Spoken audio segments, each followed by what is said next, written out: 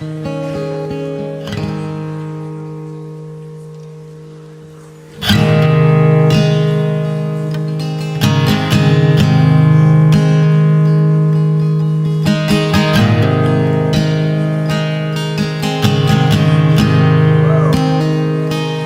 love you, Lord. Oh, your mercy never fails me. And all my days I've been held. Saya masih terus bangun pondasi karena saya tahu bahwa rekaman ini akan menolong untuk bisa masuk kepada akses. Ini masih seri bagaimana mengakses rumah Bapa, rumah rohani. Amin. Amin. Haleluya. Oke, mari kita datang kepada Yohanes 14. Yohanes 14 ayat 1 sampai ayat yang ke-6. Kita baca 1, 2, 3 lah ya. Janganlah gelisah hatimu, percayalah kepada Allah, percaya jugalah kepadaku. Di rumah Bapakku banyak tempat tinggal. Jika tidak demikian, tentu aku mengatakannya kepadamu. Sebab aku pergi ke situ untuk menyediakan tempat bagimu. Dan apabila aku telah pergi ke situ dan telah menyediakan tempat bagimu, aku akan datang kembali dan membawa kamu ke tempatku, supaya di tempat di mana aku berada, kamu pun berada. Dan kemana aku pergi, kamu tahu jalan ke situ. Kata Thomas kepadanya, Tuhan, kami tidak tahu kemana engkau pergi. Jadi bagaimana kami tahu jalan ke situ? Ayat ke-6, kata Yesus kepadanya, Akulah jalan dan kebenaran dan hidup. Tidak ada seorang pun yang datang kepada Bapa kalau tidak melalui aku. Jesus is the way, the truth, and the life. Haleluya. Kristus adalah jalan. Di rumah Bapa itu hidup di dalam kebenaran. Rumah Bapa itu adalah rumah kebenaran. Haleluya. Karena orang-orang yang hidup di dalamnya adalah hidup dari kebenaran akan Allah. Kalau roh Kristus ada di dalam kita, maka roh akan dihidupkan oleh karena kebenaran. Haleluya. Jadi rumah Bapa itu adalah rumah kebenaran. Firman yang bukan hanya yang datang sebagai firman yang tertulis, tetapi firman itu akan menjadi kebenaran. Haleluya. Kemudian juga di bawah Yesus itu adalah kehidupan. Dia adalah hidup. Ya, jadi ketika dikatakan dia adalah kehidupan, dia adalah jalan, dia adalah kebenaran, dia adalah kehidupan. Berarti di dalam rumah Bapa itu adalah rumah juga, rumah kehidupan. Haleluya. Yesus adalah jalan ke rumah Bapa. Yesus adalah kebenaran yang ada di dalam rumah Bapa, dan dikatakan juga rumah Bapa itu adalah kehidupan yang kekal ada di dalamnya. Amin. Kehidupan surgawi yang ada di dalamnya. Haleluya. Juga di dalam Efesus 1 ayat 3 dan 4 dikatakan bahwa di rumah Bapa itu ya itu hanya ada untuk berkat Bapa. Amin. Ya, ada berkat Allah, ada berkat Bapa. Coba kita lihat dulu ya. Amin. Efesus 1 ayat 3. Kita mulai. Terpujilah Allah dan Bapa Tuhan kita Yesus Kristus, yang dalam Kristus telah mengaruniakan kepada kita segala berkat rohani di dalam sorga. Nah, ini adalah berkat rohani di dalam sorga. Itulah yang ada di dalam rumah Bapa. Haleluya. Jadi berkat rohani itu dalam dimensi roh ada di dalam rumah Bapa. Ya, makanya di dalam rumah Bapa itu kita harus bergerak di dalam dimensi roh. Haleluya. Kita harus hidup bergerak dalam dimensi roh. Ya, kita beroperasi dalam dimensi roh. Ya, dimensi roh itu berarti adalah di dalam dimensi surga. Ya, dimensi surga itu berbicara apa? Sifatnya adalah ilahi, sifatnya adalah kekal. Ya, dimensi surga itu juga disebut adalah sumber. Ya, dimensi surga itu juga ada berbicara tentang tidak terbatas. Ya, dimensi surga itu juga adalah supranatural. Haleluya. Ya, ini tidak boleh kita abaikan, karena itu semua adalah di dalam 5 dimensi ini. Ya, sifatnya itu ilahi, sifatnya itu kekal, dia menjadi sumber bagi kita, dia menjadi kita bisa mengaksesnya di dalam dimensi supranatural, dan itu adalah sifatnya tidak terbatas, makanya disebut many dimension, dan dia juga disebut adalah supranatural. Ya, ada 5 kan, sifatnya itu adalah ilahi, sifatnya kekal, kemudian dia adalah sumber, tidak terbatas, supranatural. Haleluya. Jadi kita bicara tentang rumah Bapa itu supranatural. Haleluya. Ketika kita bicara tentang rumah Bapa, di situ ada berkat Bapa. Haleluya. Amin. Amin. Nah, sekarang karena itu adalah sifatnya supranatural, maka kita harus bisa mengerti bahwa yang supranatural, yang roh lah yang bisa mengakses ke sana. Oke, mari kita lihat dulu Efesus 2 ayat 22. Haleluya. Efesus 2 ayat yang ke-22. Amin. Haleluya. Amin. Oke, mari kita baca. Di dalam Dia kamu juga turut dibangunkan. Amin. Menjadi tempat kediaman Allah di dalam Roh. Haleluya. Di dalam Kristus katanya kamu turut dibangunkan. Jadi kita dibangun supaya kita bisa mengakses rumah Bapa itu, ya, di dalam Kristus. Sekarang dikatakan kamu adalah dibangunkan menjadi tempat kediaman Allah. Haleluya. Dan itu katanya adalah di dalam Roh. Ya, karena rumah Bapa itu adalah hal-hal yang ilahi, hal-hal yang kekal. Rumah Bapa itu adalah sumber, rumah Bapa itu adalah supernatural, tidak terbatas di dalammu. Maka dikatakan kamu harus mengerti untuk bisa mengakses ke sana itu karena kita sudah dibangun menjadi tempat kediaman Allah di dalam Roh. Amin.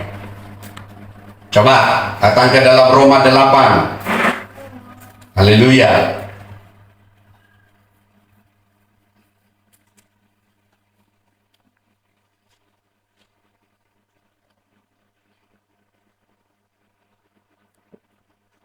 Ayat 9 sampai ayat 11. Jadi kita adalah bangunan Allah di dalam Roh. Jadi untuk bisa mengakses rumah Bapa itu, kamu harus mengerti bahwa dimensi roh yang sekarang kita hidup adalah bukan lagi di dalam daging, tapi kita adalah roh adanya. Tetapi kamu tidak hidup dalam daging, ayat 9, melainkan di dalam roh, jika memang roh Allah diam di dalam kamu. Tetapi jika orang tidak memiliki Roh Kristus, ia bukan milik Kristus. Haleluya. Ya, ayat 10. Tetapi jika Kristus ada di dalam kamu, maka tubuh memang mati karena dosa. Haleluya. Tetapi roh adalah kehidupan oleh karena kebenaran. Itu yang dibilang tadi, di dalam Kristus kamu turut dibangun menjadi tempat kediaman Allah di dalam Roh. Haleluya. Haleluya. Makanya kamu bisa melihat rumah itu, rumah yang besar itu, rumah Bapa itu. Haleluya.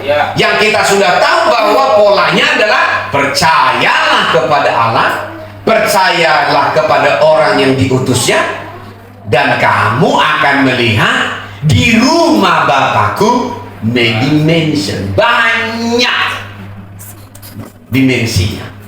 Haleluya. Maka Tuhan membangun kita supaya kita bukan hanya melihatnya, tapi kita bisa mengaksesnya. Maka kamu harus menyadari bahwa kamu adalah roh. Amen. Yang kedua, kamu adalah bangunan Allah yang sudah dibangun di dalam Roh, dibangun di dalam Kristus Yesus.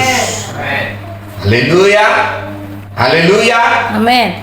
Amin. Kamu adalah roh.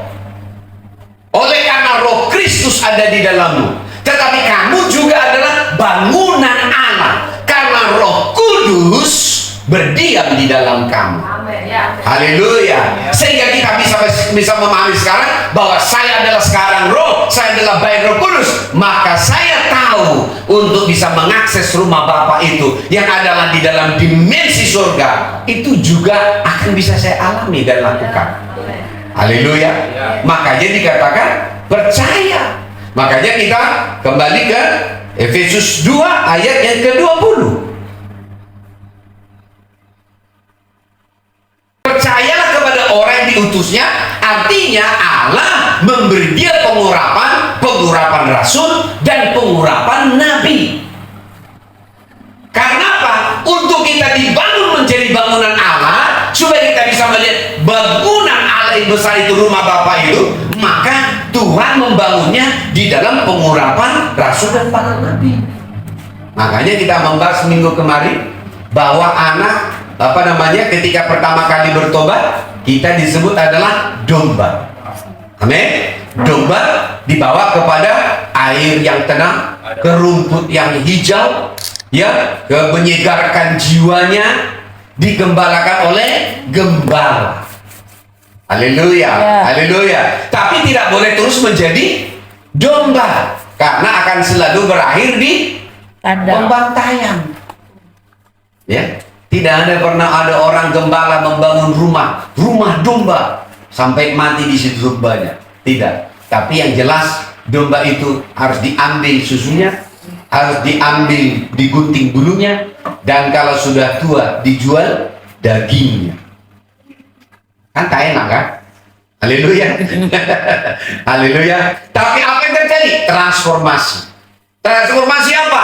Mulai dibangun menjadi anak. Bagaimana mulai dibangun menjadi anak? Dia harus mulai berjalan dalam lembah kekelaman. Haleluya. Ya, tapi tongkat dan gadanya tidak akan meninggalkan dia, tapi itu menjadi penghiburnya. Haleluya. Dia akan mulai melihat bahwa ya di rumah Bapa itu selalu tersedia hidangan di hadapan musuh-musuhnya. Terjadi proses. Prosesnya apa? Prosesnya mengalami iman kepada penderitaan, iman kepada yang namanya kematian Kristus. Haleluya. Karena tidak ada seorang pun bisa mengikut Kristus kalau dia tidak mengikut salib. Haleluya. Jadi di dalam proses pembentukan itu, ya di situ namanya penderitaan. Penderitaan bagi apa? Penderitaan bagi yang namanya tubuhnya, karena itu harus mengalami yang namanya penyalipan. Haleluya. Amin. Tapi ketika anak itu terbentuk, dia bukan lagi hanya teknon, tapi menjadi yang namanya huios. Proses menjadi anak itu dibentuk. Apa yang terjadi dengan itu? Sehingga disebut dia di dalam Roma 8 ayat yang ke-16, dia menjadi ahli waris.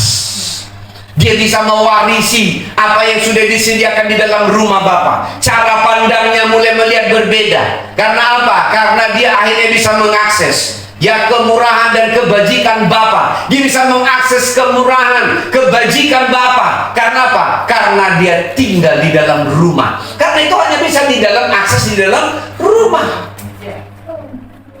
Jadi dibentuk. Ya, di dalam proses pembentukan itu tidak enak.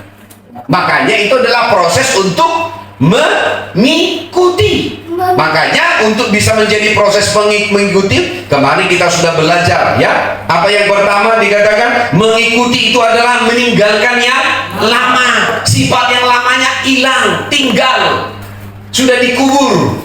Haleluya. Kenapa? Karena kita sudah disunat secara rohani. Haleluya. Sehingga apa? Yang lama sudah ditinggalkan. Haleluya. Mengikuti itu juga adalah perjalanan di dalam kerelaan. Tidak ada paksaan. Memberi diri dengan rela. Bukan bergumul, tapi dengan rela. Rela dididik, rela diajar. Haleluya. Karena kalau tidak rela, nggak enak. Ya. Hanya dengan kerelaan membuat semua proses penderitaan itu menjadi sesuatu yang menjadi membangun hidupnya. Itu menjadi makanan rohani bagi dia. Sehingga firman yang datang, yang mungkin itu menghabisi dagingnya, tapi itu menjadi makanan. Itu yang disebut namanya, engkau menyediakan hidangan bagiku di hadapan lawan-lawanku. Haleluya. Kenapa dia bisa melihat hidangan di hadapan lawan-lawan? Firman menjadi makanan. Firman itu menjadi minuman bagi dia. Firman itu menjadi kehidupan. Kenapa? Karena kerelaan. Rela dibentuk. Haleluya. Rela juga memberi anaknya dibentuk oleh Bapak rohani. Haleluya. Karena itu kerelaan. Harusnya beruntung. Kenapa? Karena dibantu untuk membentuk. Kalau sudah dibantu berarti sudah terlalu keras. Haleluya. Untuk yang keras itu tidak boleh dengan martir kecil, harus martir besar. Makanya ketika dipukul, bam, terjadi yang namanya penampakan dan drama dan melodrama. Haleluya. Tak ada masalah.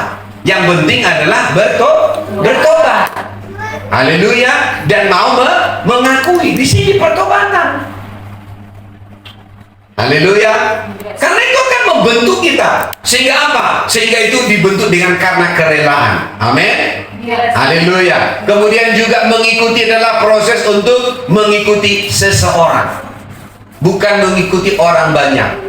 Makanya di dalam 1 Korintus 4 ayat 15-16, engkau bisa memiliki banyak mentor, tapi akulah yang menjadi bapak rohanimu oleh karena Injil yang kuberitakan kepadamu.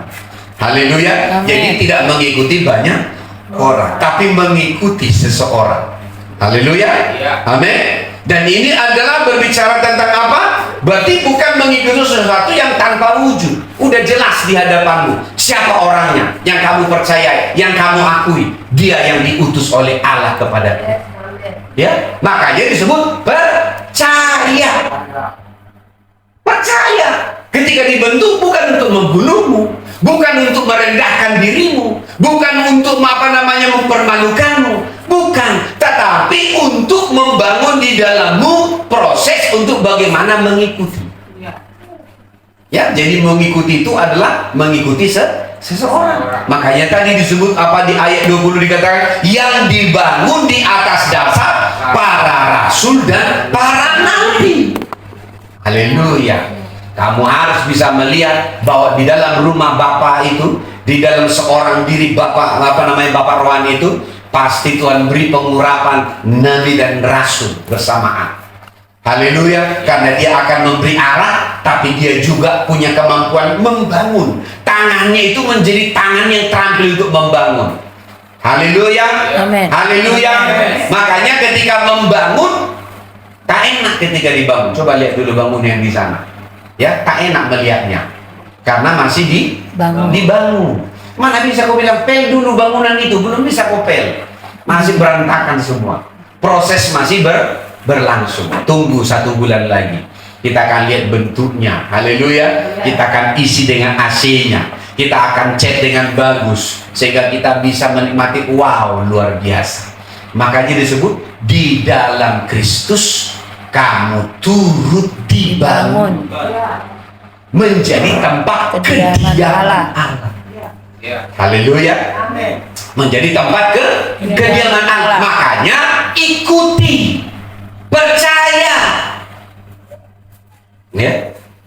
Kalau benci nggak akan diajar. Ya. Kalau saya membenci, saya nggak akan mengajar. Boro-boro, nggak ada hubungannya. Tapi ketika saya terus mengajar, walaupun pikiranmu negatif, saya tetap mengajar. Karena apa? Memang itu Bapak. Walaupun anak saya ketika saya ajar mungkin negatif dengan saya nggak akan berhenti. Saya akan terus menghajar. Sampai dia mengerti bahwa apa yang saya hajar itu adalah satu nilai. Makanya ketika menghajar itu karena dia bukan karena benci. Coba lihat dulu Amsal 13 ayat 24.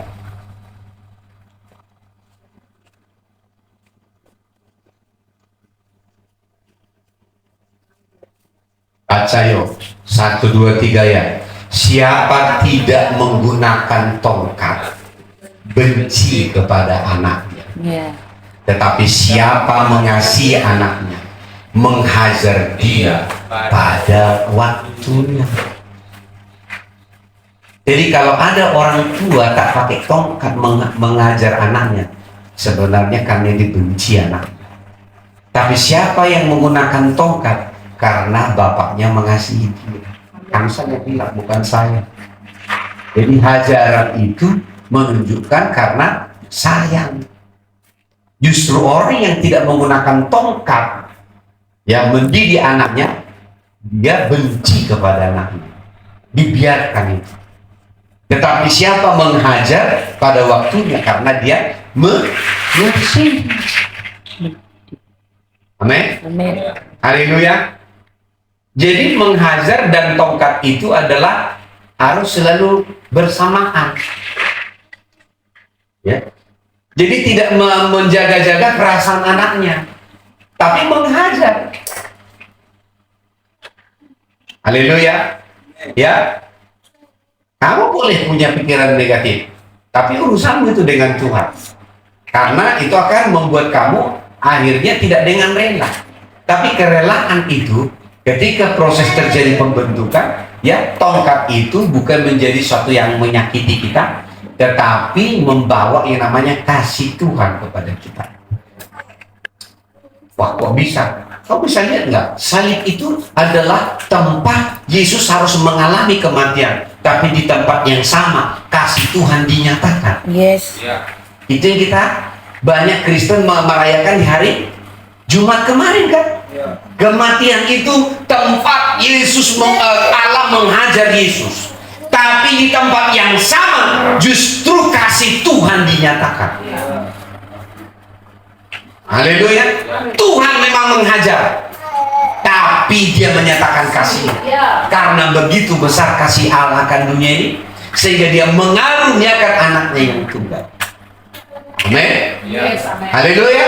Supaya setiap orang yang percaya kepadanya tidak binasa, melainkan beroleh hidup yang kekal.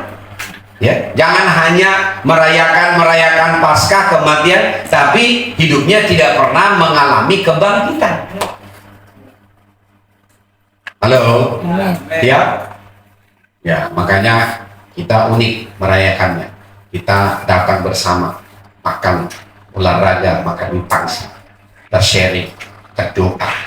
Haleluya. Karena kita harus dibangun dengan komunitas, dengan pengertian. Amin. Haleluya. Amin. Jadi bilang kanan kirinya, tongkat itu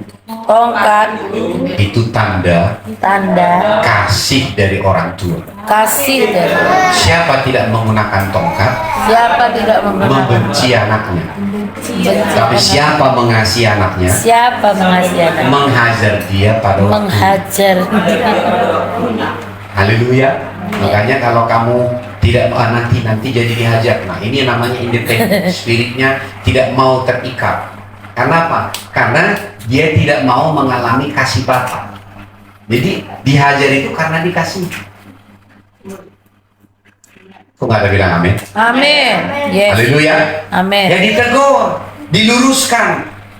Tapi kalau berarti setelah mengaku bertobat, ya jangan kembali ke habitatmu lagi. Ya, kalau sudah bertobat berarti ada jalan yang baik. Ya, ada komitmen.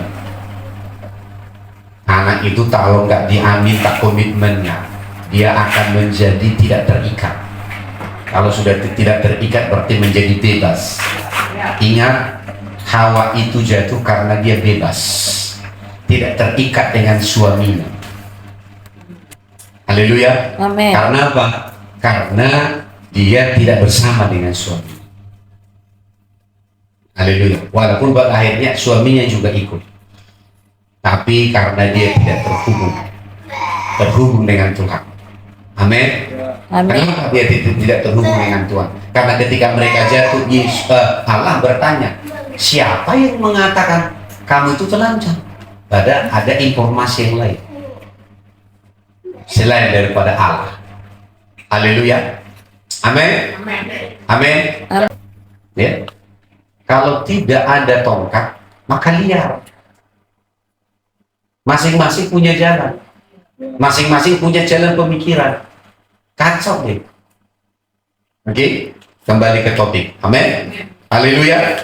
Berarti mengikuti itu adalah yang ketiga tadi, mengikuti seseorang. Siapa dia? Dia orang yang diutus oleh Allah. Siapa dia? Tuhan beri dia pengurapan rasul dan nabi untuk membangun. Haleluya. Haleluya. Yang keempat adalah mengikuti adalah sebuah perjalanan bersama. Kenapa disebut bersama? Itu berarti ada arahnya, ada tujuannya, ada agendanya. Sehingga apa? Arahnya sama, tujuannya sama, agendanya menjadi agenda yang sama. Gak ada agenda yang lain. Haleluya.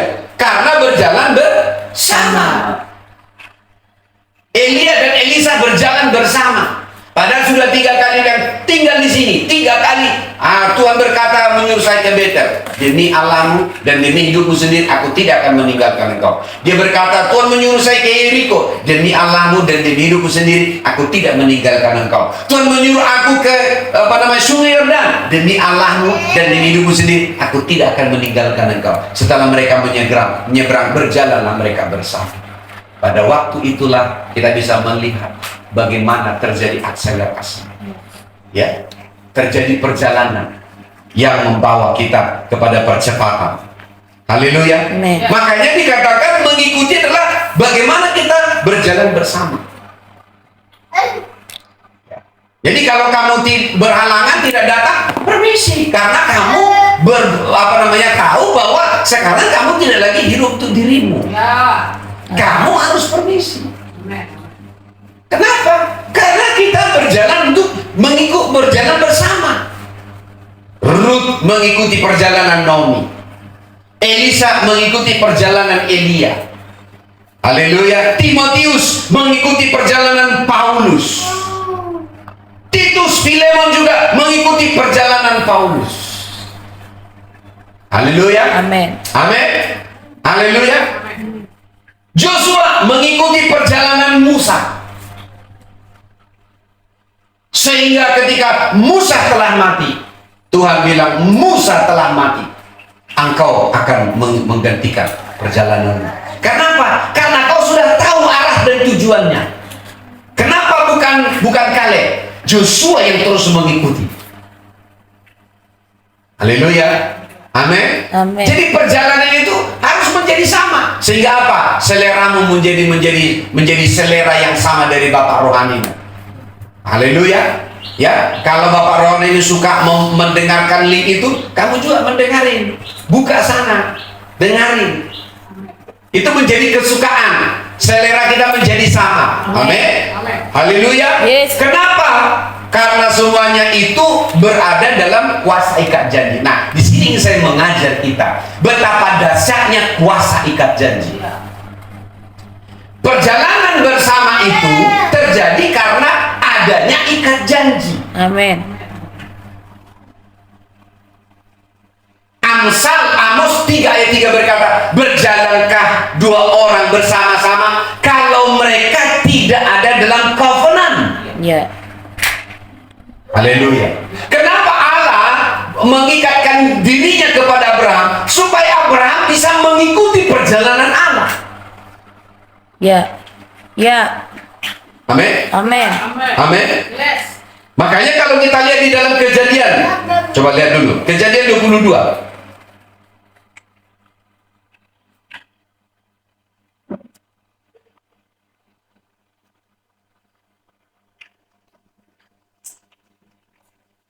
Kejadian 17.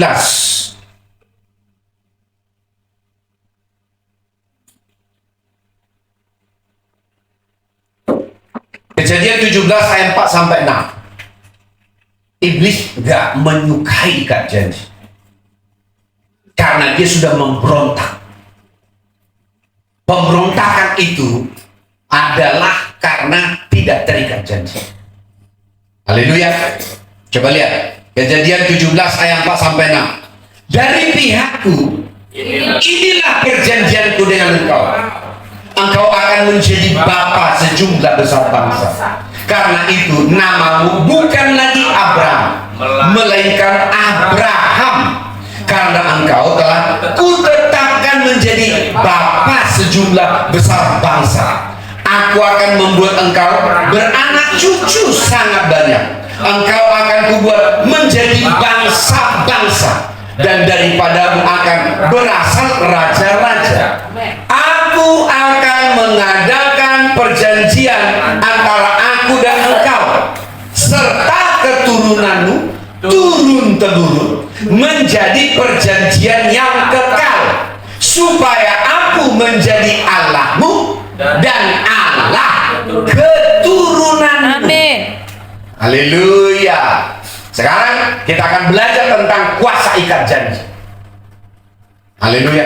Gereja itu berkuasa karena hidup dalam ikat janji. Amin. Bukan gereja yang asal banyak, tapi banyak orang dalamnya tukang lompat. Di mana tidak ada ikat janji, pasti di sana tidak ada kuasa. Indonesia aja mengerti dengan yang namanya semboyan.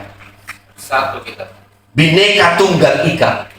Apa itu? Bersatu, berbeda-beda tapi satu juga. Maka disebut bersatu kita teguh, bercerai kita runtuh. Ini bicara tentang ikat janji. Bahkan perjuangan Indonesia itu walaupun dengan hanya senjata yang sederhana bisa memerdekakan Indonesia karena ikat janji. Apa ikat janjinya? Merdeka atau mati. Kau baca itu apa yang dikatakan oleh Ruth. Di mana engkau mati, di mana engkau hidup, di situ aku hidup. Di mana engkau mati, di situ aku mati. Ini ikat janji. Haleluya. 350 tahun hampir Belanda menjajah kita. Ada satu yang bagus.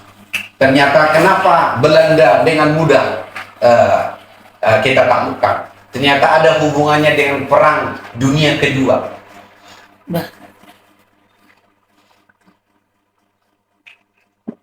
Ternyata perang dunia kedua itu dimulai dengan Hitler ingin membangun kekaisaran dan menguasai seluruh dunia. Lalu dia beraliansi dengan dua negara. Yang pertama adalah Italia, karena pemimpinnya adalah diktator. Yang kedua adalah Jepang. Yang ketiga adalah Jepang maksudnya. Ya. Lalu apa yang terjadi? Lalu Hitler ingin menyerang yang namanya Inggris, Britania dan juga Rusia. Yang disebut dengan namanya Tentara Merah. Italia juga menyerang sampai kepada namanya Ethiopia, sampai kepada Turki. Jepang membuat yang namanya membangkitkan singa tidur ketika dia menyerang yang namanya markas Amerika di Hawaii yang namanya Pearl Harbor, sehingga terjadilah kekacauan perang dunia ketiga. Dan akhirnya apa yang terjadi ketika di awal-awalnya itu Hitler menyerang, mencaplok Belanda, makanya menjadi melemah. Pada waktu yang sama Indonesia mulai melakukan pergerakan itu, ya. Karena waktu Hitler mencaplok Belanda, termasuk Polandia, Belanda dan sekitarnya mulai melemah. Disitulah perjuangan Indonesia makin berkuasa. Seandainya waktu itu tidak terjadi, makanya saya lihat begini, ini efek amplitudo. Indonesia itu dibantu untuk merdeka karena ya ambisinya Hitler. Haleluya. Kemudian apa? Terjadi kekosongan, sehingga terjadi Jepang ingin masuk. Tapi pemimpin kita Soekarno-Hatta langsung buru-buru membuat namanya proklamasi. Tahun 1945.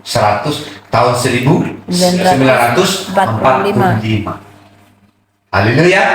Ini sejarah. Makanya di rumah kami sekarang boleh menonton, tapi bukan topik, tapi film sejarah, atau lebih baik nonton film. Karena film itu ada alur ceritanya. Haleluya.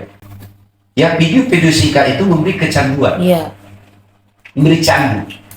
Lihat aja orang di pinggir jalan nggak malu lagi orang. Tiba-tiba langsung bikin HP, nggak ada lagi. Semua orang sudah apa? Karena namanya juga candu.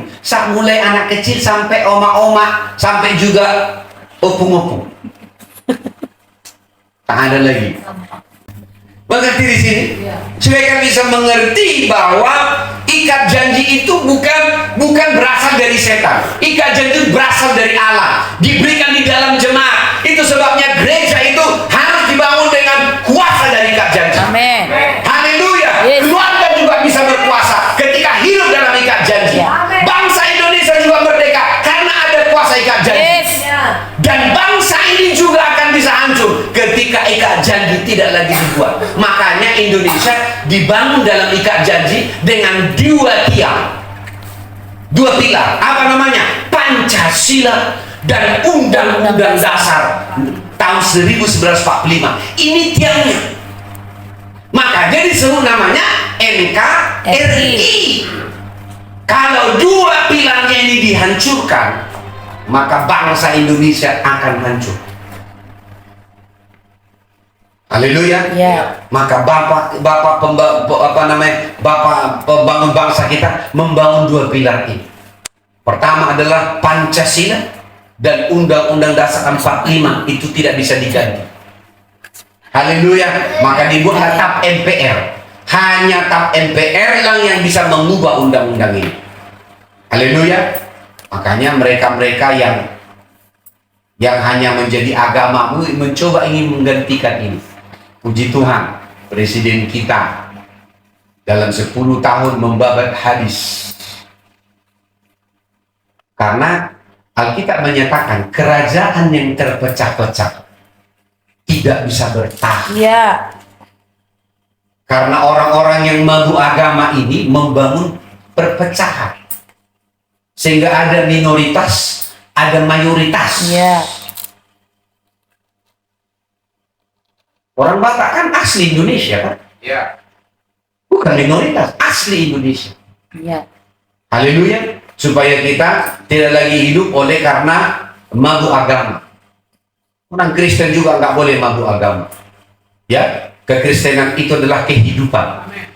Haleluya. Amin. Haleluya. Kita juga tidak bisa sembarangan menyesatkan orang lain. Masing-masing ada di dalam kasih karunia. Ya. Kecuali yang disebut sesat 1 Yohanes 4 ayat 2. Siapa yang tidak mengakui bahwa Yesus telah datang menjadi manusia. Yang kedua, siapa yang tidak mengakui bahwa Yesus berasal dari Allah, dia antikris. Haleluya. Ya. Amin. Amin. Amin. Jadi itu yang menentang. Nah, sekarang kita kembali ke Kejadian 17 tadi.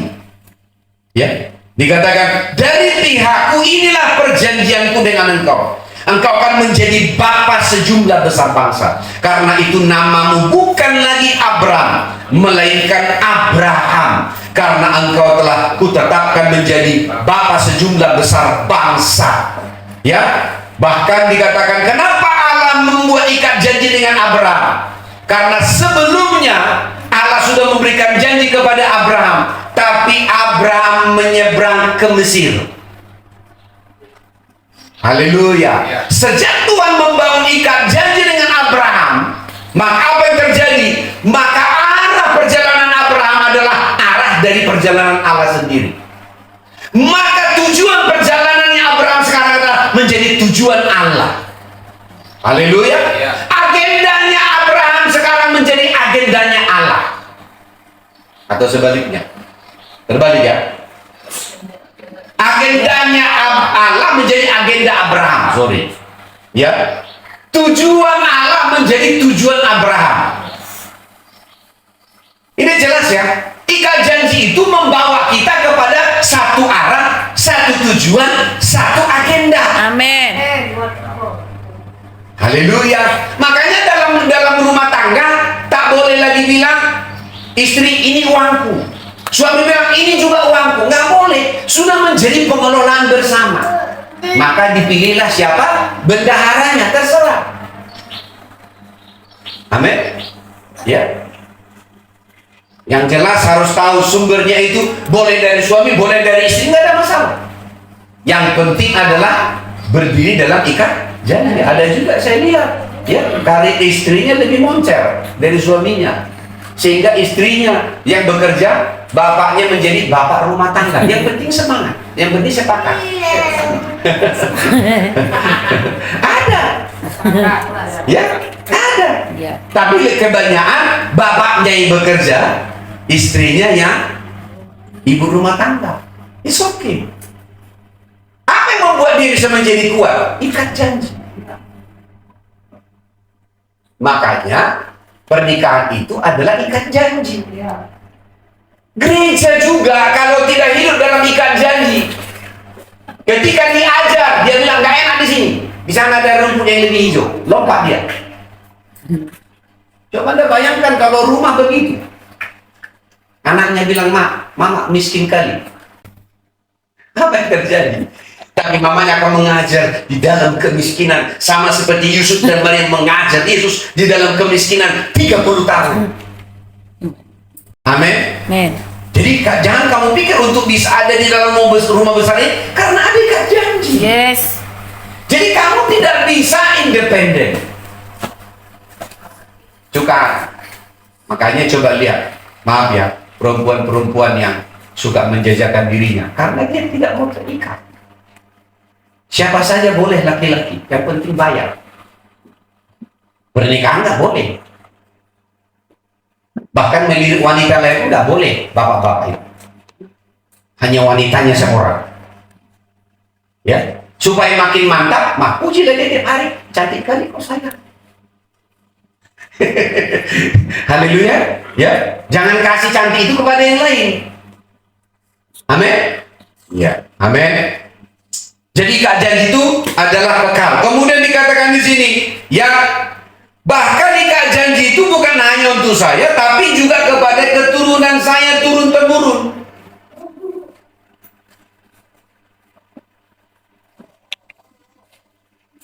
Kemudian apa lagi? Ya, kemudian juga dikatakan proses untuk bisa melihat supaya Allahnya, ya, Bapak rohani kita juga menjadi Allahnya kita. Ini tolong digarisbawahi. Ini tidak berbicara tentang begitu saja, karena ini bicara pengenalan. Ya. Terus ketika kau mengikuti perjalanan bersama, maka seperti Elisa juga akhirnya bisa melihat Allahnya Elia. Karena ketika Elia naik ke surga dikatakan, Bapakku, Bapakku, keretanya yang berkuda. Sejak hari itu Allahnya Elia bekerja di dalam Allahnya Elisa. Bahkan sampai tulang-tulangnya yang sudah ada di dalam tanah dilemparkan orang mati ke tulang itu, Allahnya Elia membangkitkan orang yang mati. Amin. Amin. Amin. Mengerti di sini? Ya. Ada dua hal yang akan kita alami ketika kita ada dalam ikat janji. Yang pertama itu adalah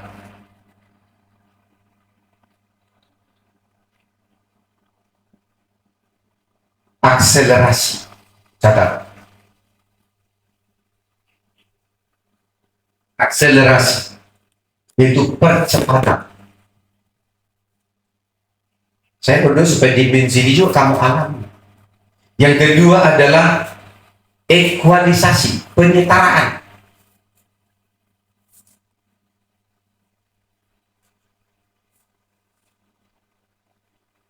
Karena ketika Allah ikat janji dengan Abraham, Abraham mengalami yang namanya percepatan. Sehingga namanya bukan lagi Abram, tapi Abraham. Dimensi dan frekuensi yang sama dari Allah, sekarang Abraham ada di dalam dimensi dan frekuensi yang sama. Haleluya. Kemudian namanya penyetaraan. Terjadi penyetaraan di sana juga. Karena ada percepatan, maka terjadi penyetaraan. Kenapa terjadi penyetaraan? Supaya Abraham itu menjadi sama dengan Allah, maka dia diberi nama Abraham. Itu penyetaraan. Haleluya. Haleluya. Amin. Karena Abraham sebelumnya bukan menjadi bapak segala bangsa. Karena kepalanya adalah Sarai. Halo? Ya. Tapi ketika Abraham dipanggil di sana, maka dengarkan baik, terjadi penyetaraan. Posisi Abraham itu sama dengan posisi Allah. Karena ikat janji itu selalu berbicara tentang yang namanya kesepadanan. Makanya pernikahan itu harus dibangun karena sepadan. Anak kecil tidak mungkin menikah dengan orang dewasa. Orang dewasa sama orang dewasa lah yang harus sama-sama menikah. Mengerti sampai di sini? Amin. Jadi ikat janji itu akan membawa kita kepada penyetaraan. Ya. Supaya ordinat atau frekuensi dari Allah, dari Bapak rohanimu juga itu ada di sana. Kamu ada di sana. Haleluya. Amin. Dikatakan di sini bahwa Allahnya Abraham, ya, sekarang itu akhirnya dikatakan supaya aku menjadi Allahmu. Perhatikan baik. Supaya aku menjadi Allahmu. Apakah sebelumnya dia bukan Allahnya Abraham?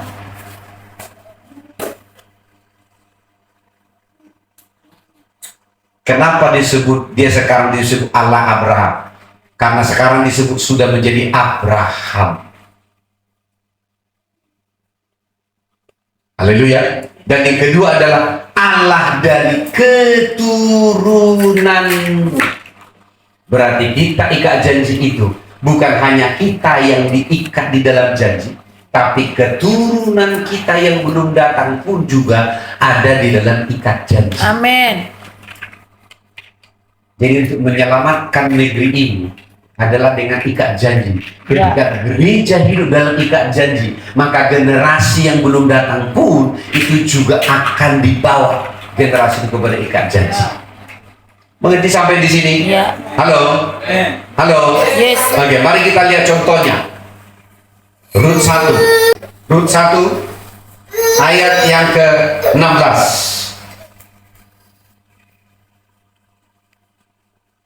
Haleluya. Ya, roh independen, roh nggak mau terikat itu berasal dari neraka. Tapi gereja itu dibangun karena ikat janji. Haleluya. Makanya perceraian itu adalah pekerjaan dari neraka. Tuhan tidak menginginkan perceraian. Firman tetap firman. Haleluya. Ya, amin. Jadi makanya pendeta nggak pernah mengeluarkan surat cerai. Ya, pendeta itu hanya mengeluarkan surat pernikahan. Haleluya. Amin. Amin. Ya. Jadi pendeta itu tak boleh. Maka pendeta itu juga tak boleh sebenarnya menikahkan orang yang kawin cerai. Tapi kawin cerai karena mati itu oke. Karena itu kebenaran. Haleluya. Halo. Ya. Jadi di mana Pak? Ada di tengah-tengah kita. Ya.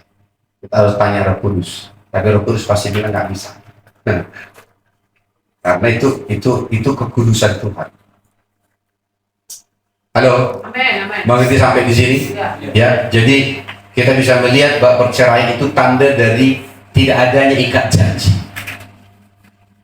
Para artis melalui media sosial saat ini mempertontonkan pekerjaan neraka ini. Public figure ini dengan mudahnya mempertontonkan, walaupun kami sudah cerai, kami masih kompak untuk mendidik anak kami. Iblis itu akan membuat dosa itu seakan-akan tidak menjadi dosa. Ya. Media sosial itu adalah alat yang efektif dari setan untuk mengajarkan supaya rendahnya ikat janji, bahkan menghancurkan ikat janji. Bahkan kita lihat sekarang di gereja pun ikat janji itu tidak lagi ada, tidak lagi dihidupi. Gereja hiduplah itu sudah menerima konsumsi dari media sosial, propaganda dari setan. Anak-anak kita biarkan menonton perceraian.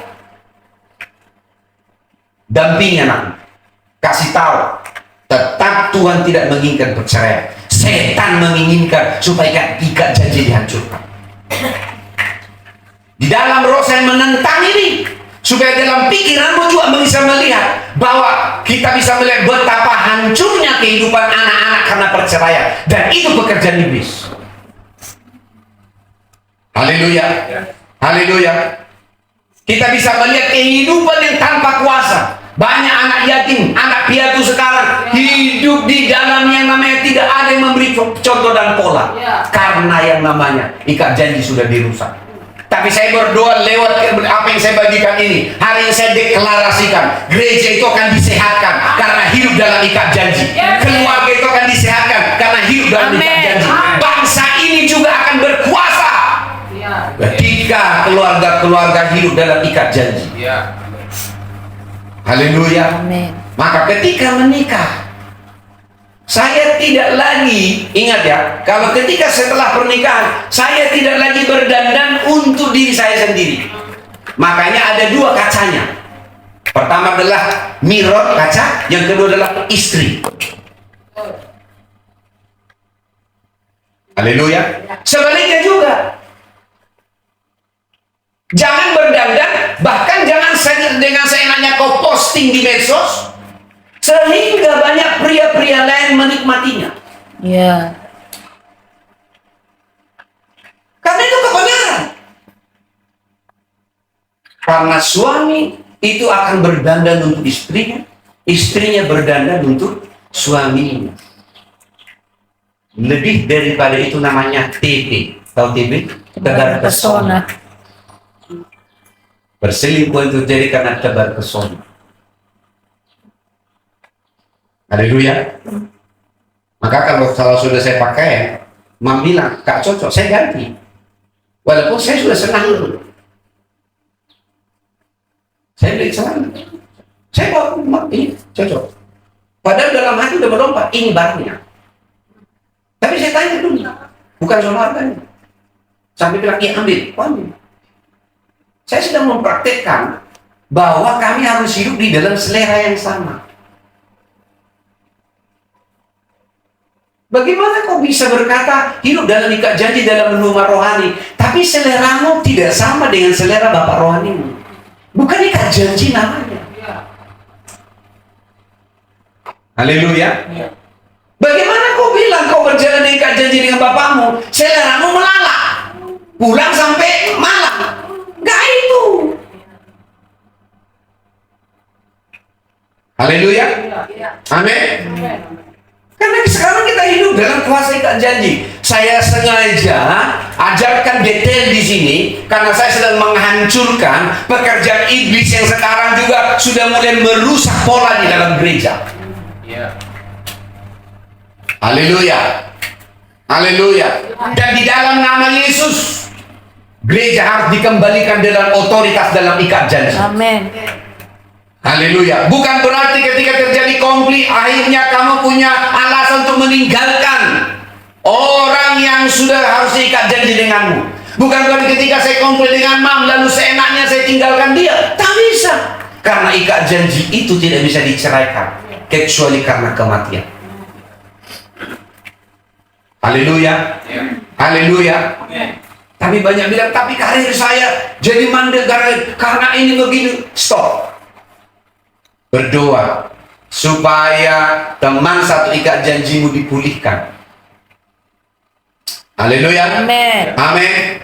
Amin. Amin. Ada kasus-kasus yang lain saya tidak berani bongkar di sini, tapi yang jelas saya mau sampaikan bahwa semua yang melanggar tentang ikat janji pasti punya akses. Ya. Ketika Sarah menyuruh Abraham mengambil Hagar, aksesnya juga cukup panjang.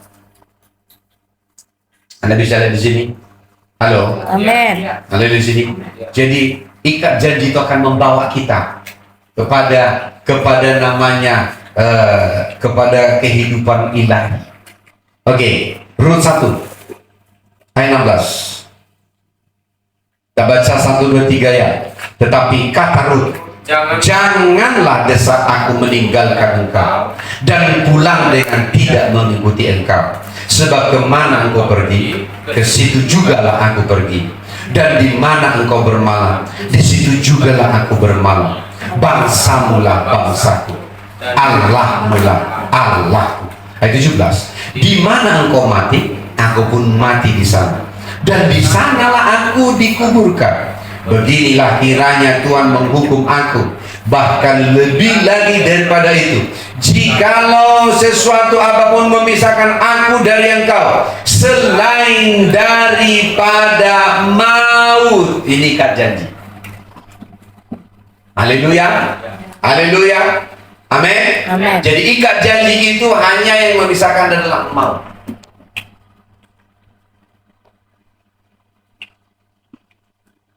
Amin. Apa yang terjadi dengan Naomi dan Rut di sini? Akhirnya Rut itu menjadi bagian dari bangsa Israel. Padahal Rut itu adalah bangsa Moab. 10 tahun dan untuk selama-lamanya tidak boleh beribadah kepada Tuhan. Tapi ketika dia terhubung dengan Naomi, apa yang terjadi? Maka dia menjadi bangsa Israel. Allah dari Naomi menjadi Allahnya. Haleluya, amin. Perjalanan rohani Naomi menjadi perjalanan rohaninya. Kemana Naomi pergi, ke situ dia pergi. Bahkan ketika dia bilang, Boas itu akan panen raya malam ini, beruraplah engkau, mandi, pakailah pakaianmu yang terbaik, lalu datanglah ke sana diam-diam, lalu katakan, kembangkanlah sayapmu untuk aku.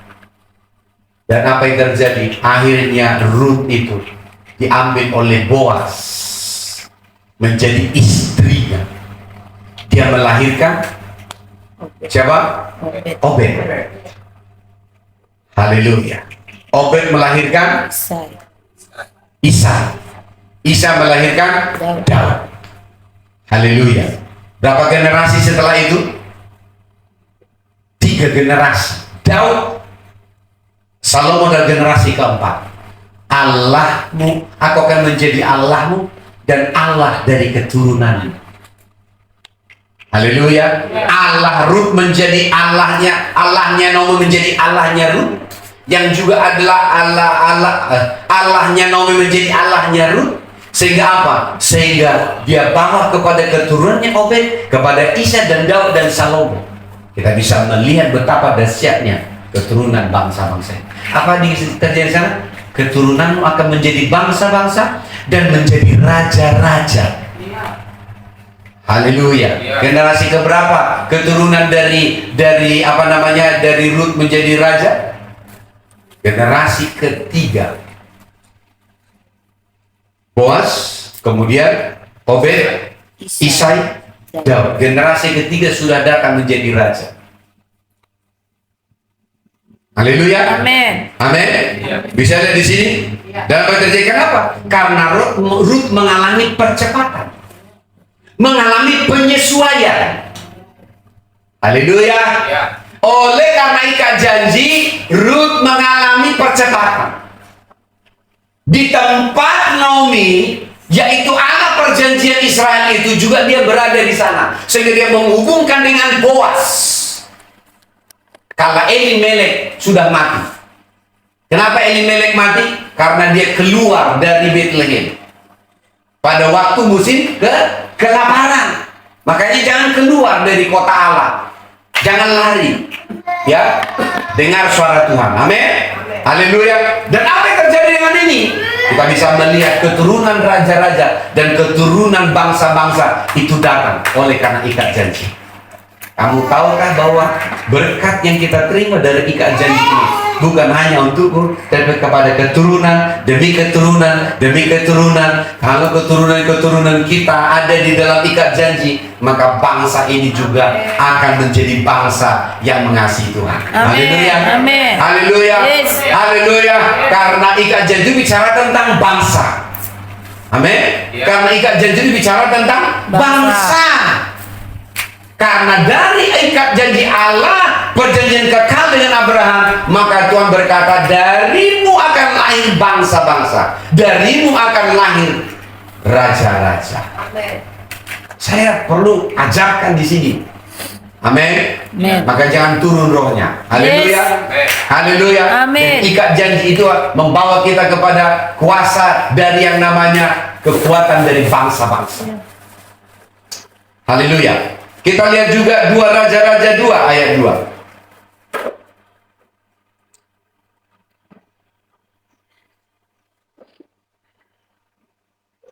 Mulai ayat 1. Menjelang saatnya Tuhan hendak menaikkan Elia ke surga.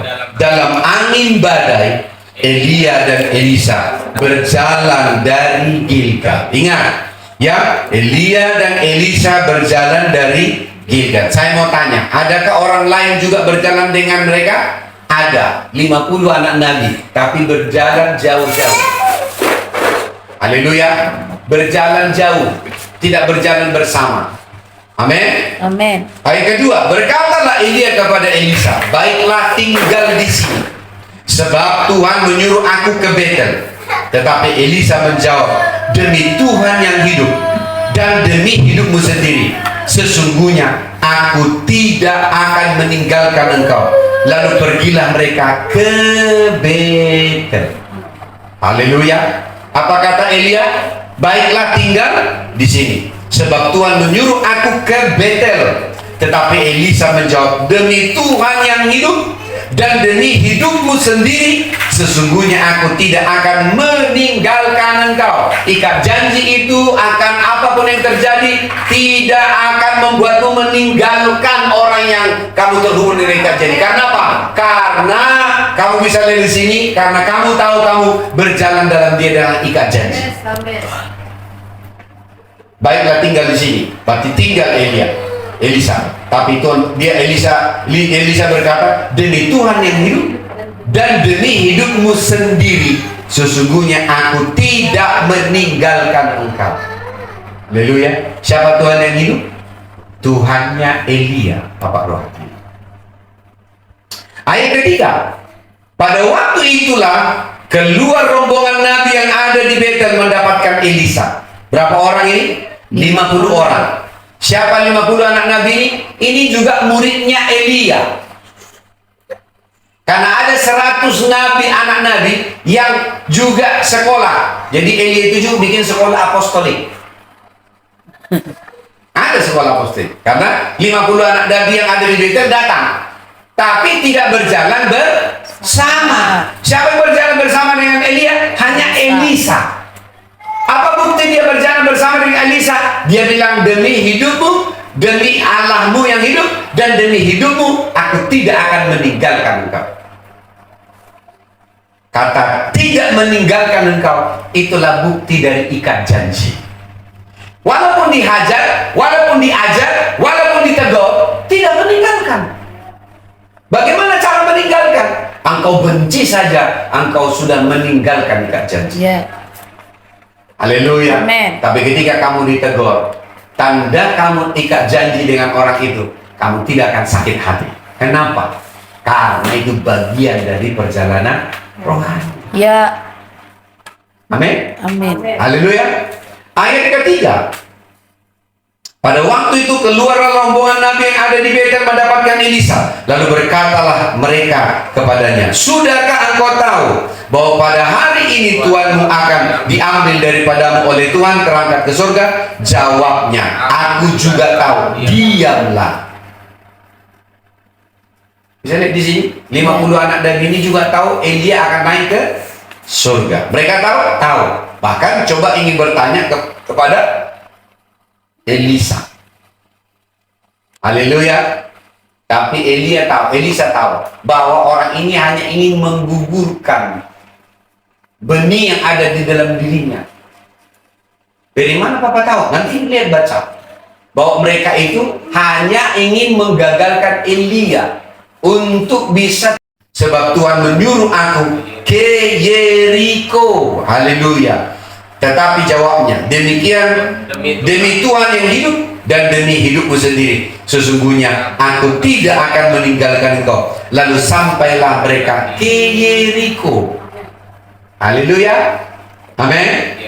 Ayat kelima. Pada waktu itu mendekatlah rombongan Nabi yang ada di Yeriko. Lihat, berarti kelompok 50 anak Nabi yang kedua yang ada di Yeriko bersama Elisa serta berkata kepadanya, sudahkah engkau tahu bahwa pada hari ini Tuhanmu akan diambil daripadamu oleh Tuhan terangkat ke sorga? Jawabnya, aku juga tahu. Diamlah. Ayat 6. Berkatalah Elia kepadanya. Nah, ini tentang yang ayat kelima ini banyak. Ini kata-kata ini juga seringkali juga datang kepada orang yang sudah mulai memahami ikat janji. Salah satunya adalah karena takut memberi perpuluhan. Ya, jangan masuk ke rumah itu. Nanti bayar perpuluhan. 50 anak. Nah, tidak ada masalah. Karena perpuluhan itu kita ajarkan seminggu adalah untuk menjagaimu dari Raja Sodom. Ya. Dia itu hidup dari uang. Yang paling penting adalah ketika kamu hidup di sana, kamu melihat bukti hidupmu itu mengalami berkat-berkat Tuhan. Apakah kamu kekurangan? Haleluya. Amin. Amin. Amin. Ini 50 kelompok, dua kelompok yang kedua yang selalu ingin menggagalkan orang ikut ikat janji. Saya garis bawah, hati-hati dengan orang ini. Tahu Elia, tahu juga agenda surga bahwa Elia naik ke surga, tapi tidak pernah mau ikut dalam ikat janji. Kenapa? Karena berdiri jauh-jauh. Amin. Haleluya. Haleluya. Coba lihat tadi di ayat yang ke-5. Pada waktu itu mendekatlah rombongan Nabi yang ada di Yeriko kepada Elisa, serta berkata kepadanya, sudahkah kau tahu bahwa pada hari ini Tuhanmu diambil daripadamu oleh Tuhan terangkat ke surga? Jawabnya, aku juga tahu. Diamlah. Ayat ke-6. Berkatalah Elia kepadanya, baiklah tinggal di sini, sebab Tuhan menyuruh aku ke sungai Yordan. Jawabnya, demi Tuhan yang hidup dan demi hidupmu sendiri, sesungguhnya aku tidak akan meninggalkan engkau. Lalu berjalanlah keduanya. Ayat ke-7. 50 orang dari rombongan Nabi itu ikut berjalan, tapi mereka berdiri memandang dari jauh ketika keduanya berdiri di tepi sungai Yordan. Haleluya. Tahu kebenaran tentang rumah-rumah tapi berdiri dari jauh. Amin. Kebenaran ini sudah dibagikan. Saya sudah bagikan.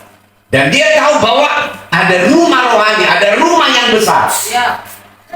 Tapi tidak akan bisa mengakses ke sana kalau berdiri jauh-jauh. Satu-satunya untuk ada di sana adalah dengan ikat janji. Sehingga kita berjalan bersama, mengikuti dengan berjalan bersama. Itu namanya ikat janji. Haleluya. Amin. Jangan menjadi penonton, tapi berjalan bersama. Haleluya. Amin. Ayat ke-8. Lalu Elia mengambil jubahnya, digulungnya, dipukulkannya ke dalam air itu. Ayat ke-8. Maka terbagilah air itu ke sebelah sini dan ke sebelah sana, sehingga menyeberanglah keduanya dengan berjalan di tanah yang kering. Ayat 9. Dan sesudah mereka sampai di seberang, berkatalah Elia kepada Elisa, mintalah apa yang hendak kulakukan kepadamu sebelum aku terangkat daripadamu. Jawab Elisa, biarlah kiranya aku mendapat 2 bagian dari rohmu. Ayat yang ke-10. Berkatalah Elia, yang kau minta itu sukar, tetapi jika kau dapat melihat aku terangkat daripadamu, akan terjadi kepadamu seperti yang demikian. Jika tidak akan terjadi, katanya. Amin. Haleluya. Maka dikatakan tidak akan terjadi. Sedang mereka berjalan terus-menerus sambil berkata-kata, tiba-tiba datanglah kereta berapi dengan kereta berapi berkuda, memisahkan keduanya. Lalu naiklah Elia ke surga dalam angin badai. Ayat 12. Ketika Elisa melihat hal itu, maka berteriaklah ia, Bapakku, Bapakku, kereta Israel dan orang-orang yang berkuda. Kemudian tidak dilihatnya lagi, lalu direnggutnya pakaiannya, dikoyakkannya menjadi dua koyakan. Sesudah itu dipungutnya lah jubah Elia yang telah terjatuh. Lalu ia berjalan hendak pulang dan berdiri sungai Yordan. Yang mengambil jubah Elia, ayat 14, telah terjatuh itu, dipukulkannya ke atas air sambil berseru, di manakah Tuhan Allahnya Elia? Dengarkan baik-baik. Berarti manifestasi Allahnya Elia terjadi di dalam hidupnya Elisa. Itu yang disebut Allahmu. Allahmu, aku akan menjadi Allahmu dan menjadi Allah dari keturunan. Haleluya. Haleluya. Kenapa harus dikatakan bahwa di manakah Allahnya Elia? Di mana Allahnya Elia? Sekarang ada di dalam hidup Elisa. Apa yang membuktikannya? Ketika sebelum mereka menyeberang, Elia memukul jubahnya terbelah dua. Sekarang diambilnya dengan Elisa juga, dipukulkannya juga, sungai itu terbelah dua. Taulah dia bahwa Allahnya Elia, Bapak rohaninya, sekarang ada di dalam hidupnya Elisa. Jadi terjadi transfer. Maka mengikut itu tadi adalah berjalan bersama. Tapi yang kelima adalah mengikuti, itu adalah mengikuti menjadi pelayan.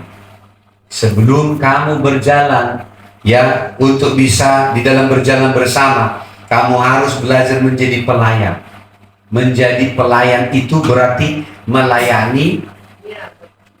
Melayani siapa? Melayani siapa?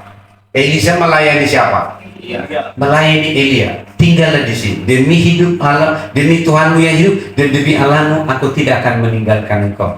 Berarti mengikuti itulah belajar menjadi pelayan dari orang yang diutus kepada. Makanya sebelum Yosua menjadi pemimpin, dia menjadi abdi Musa. Tahu abdi apa? Hamba, pelayan, pembantu. Kenapa risih hati kita ketika kita berkata membantu Bapak rohani kita? Kenapa bergejolak dalam hatimu ketika dikatakan menjadi pembantu dari Bapak rohani? Itu menandakan ada kerajaan kesombongan di dalam hatimu. Halo? Ya? Kamu tidak akan bisa menjadi pemimpin sebelum kamu menjadi pembantu. Agak kurang seru kalau di sini kuliah. Haleluya. Kamu tahu bagaimana menjadi pelayan? Melayani. Amen. Makanya ketika ada roh kesombongan, melayani tidak disukai. Jelas dulu job description-nya, harus jelas. Mana ada pelayan jelas. Bahkan kita berkata, ketika hamba dan tuannya itu pergi ke ladang, pulang dari ladang, tuannya nggak pernah bilang, ayo kita masak sama-sama. Dia selalu bilang, masak dulu untukku, baru makan untukmu. Itu namanya level untuk kita menjadi hamba. Kalau kita tidak ada di level ini, maka kita nggak akan mengerti bagaimana melayani pemimpin. Amen. Haleluya. Yes. Haleluya. Karena untuk menjadi besar itu harus menjadi hamba. Barang siapa ingin terkemuka di antara kamu harus menjadi hamba. Barang siapa ingin menjadi terbesar di antara kamu harus menjadi pelayan. Hamba dan pelayan menunjukkan adalah orang yang hebat. Tapi dosa mengajarkan kita hamba dan pelayan itu adalah jakurut atau tidak berguna. Justru hamba dan pelayan itu adalah orang yang kuat. Coba lihat yang di restoran-restoran itu, kita makan enak-enak, dia kita telah kesini udah kita marahin. Kok lama kali dia belum makan, ya kan? Karena kita yang bayar. Coba kamu ada di posisi, mana pernah bilang apa? Udah ketinggalan makan, ya begitu kan? Ya pulang deh kita kalau begitu jadi. Pelayan itu ya berbicara adalah selalu standby. Apalagi haleluya. Amen. Haleluya. Amen. Itu sebabnya saya bawa terus kepada kondisi bagaimana kita disiapkan menjadi hamba, menjadi pelayan. Makanya kita belajar kemarin Papa Joni ketika Yesus mengurapi murid-muridnya. Apa katanya di sini? Apa? Bara. Dia duduk mengurapi, meminyaki, membasuh kaki Yesus. Alkitab berkata melalui Papa dikatakan apa? Bahwa itu adalah berkuasa. Bara itu berkuasa. Jadi menjadi hamba dan menjadi pelayan itu berkuasa. Ya, amin. Haleluya. Dunia dia mengajarkan menjadi hamba pelayan itu tak berguna. Tapi justru supaya kau menjadi orang yang terkemuka, menjadi orang yang besar ketika kamu menjadi hamba dan menjadi pelayan. Yesus membasuh kaki Yesus disebut dengan bara. Tapi kata-kata yang sama juga dikatakan juga bara ketika Yesus Allah berkata berkuasalah atas ikan-ikan di laut. Bara yang sama artinya ketika kamu mau menjadi hamba, menjadi pelayan, menjadi hamba, itu adalah proses kamu melihat berkuasa. Bukankah topik kita nanti apostolikat berikutnya adalah berpengaruh dan berkuasa? Jadi bagaimana kita bisa menjadi orang yang berkuasa kalau kamu tidak mau diajar untuk menjadi hamba dan menjadi pelayan? Dunia mengajarkan bahwa supaya kau berkuasa kamu harus tinggi hati. Tapi kebenaran berkata kalau kamu ingin berkuasa, kamu harus menjadi hamba dan menjadi pelayan. Amin. Halo, come on. Amin. Susahnya kamu mengatakan amin karena kamu bermasalah dengan menjadi hamba dan menjadi pelayan. Kalau itu ada di dalam hatimu, kamu akan berkata amin. Yes. Haleluya, karena itu hidupku. Haleluya. Masalah utama dari seseorang sehingga dia tidak mengalami kuasa adalah ketika dia tidak tahu arti bara. Amin. Ketika dia membungkuk lalu melayani, membasuh kaki muridnya. Demikianlah juga kata berkuasa.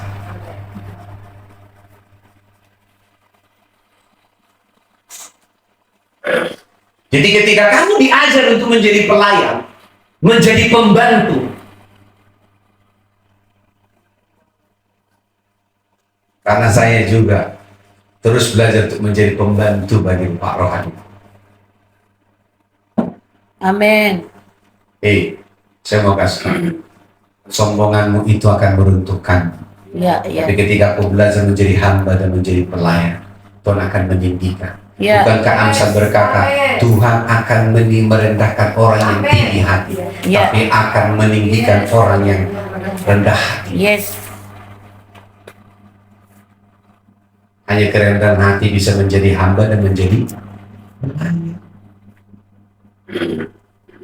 Kalau anakmu tidak mau ajar untuk melayanimu sebagai orang tuanya, lalu kamu terus mengambil posisi melayani mereka, mereka tidak akan pernah menjadi orang besar pada waktunya.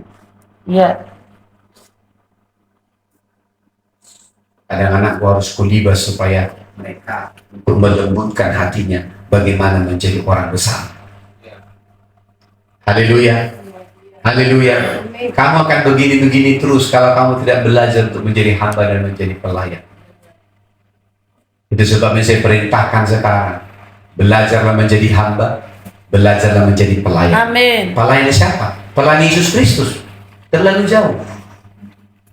Tuhan berikan orang yang diutus kepadamu untuk kau mulai praktek. Ingat, kau tidak bisa praktek ini langsung kepada Tuhan, tapi memberikan orang yang memimpinmu supaya kau belajar menjadi hamba dan menjadi pelayan. Haleluya. Kamu pikir orang yang bisa mengampuni itu orang yang lemah? Justru orang yang bisa mengampuni adalah orang yang paling kuat. Ya. Haleluya. Haleluya. Orang yang melayani dan orang yang menjadi hamba itu adalah orang yang kuat, karena dia menjadi orang yang berkuasa. Haleluya. Haleluya. Amin. Jadi ikat janji itu selalu berbicara bagaimana kita mengikuti menjadi pelayan. 1 Raja-Raja 19.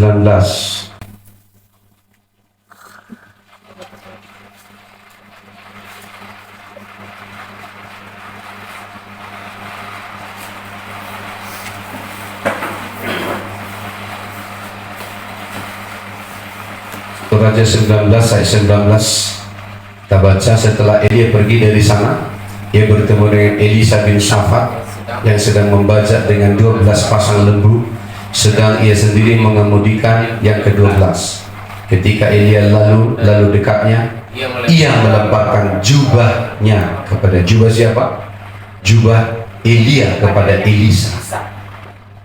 Lalu Elisa meninggalkan lembu itu dan berlari mengikuti Elia. Katanya, biarlah aku mencium ayahku dan ibuku dahulu, lalu aku akan mengikuti engkau.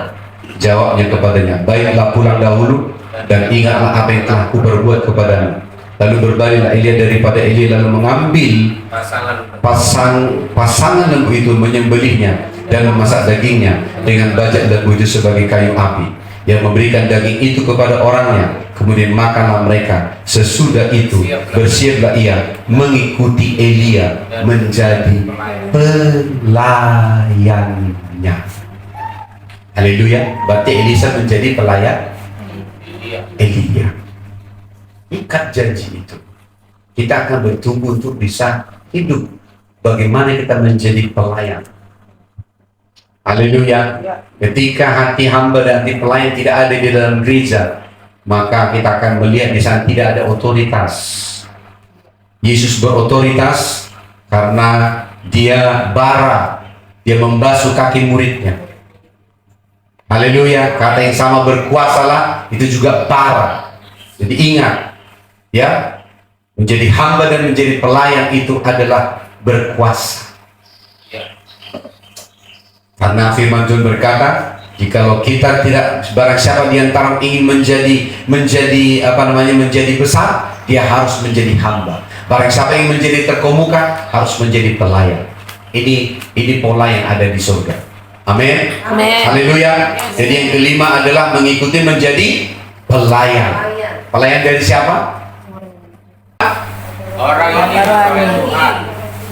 Pelayan dari orang yang diutus Tuhan kepada. Percayalah kepada Allah, percayalah kepada orang yang diutus. Ini bukan soal gila hormat, tapi ini pola. Karena dari situ kita tahu bahwa orang itu sudah memiliki ikat janji. Haleluya. Haleluya. Maka seorang hamba Tuhan akan tahu bahwa dia hidup dengan ikat janji dengan seseorang ketika orang itu sudah bertumbuh melayani dari perjalanan pelayanan dari Bapak rohaninya. Haleluya. Jadi ini ukuran bagaimana perjalanan rohani itu sedang dikerjakan. Jadi sebuah kehormatan, katakan kanan kirimu, sebuah kehormatan. Sebuah kehormatan. Kalau saya melayani orang yang diutus Tuhan kepadaku. Melayani orang yang diutus Tuhan Karena ketika saya berjalan bersama, maka tujuannya menjadi tujuanku. Agendanya menjadi agendaku.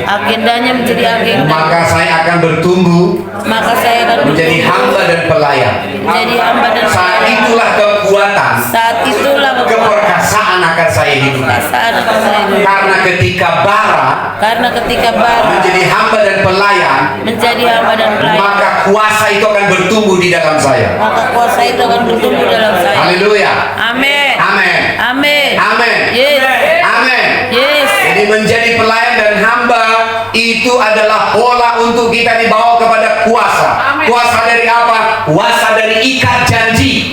Haleluya. Karena ketika kita hidup dengan kuasa ikat janji, maka kita akan menjadi keturunan bangsa-bangsa dan menjadi keturunan dari raja-raja.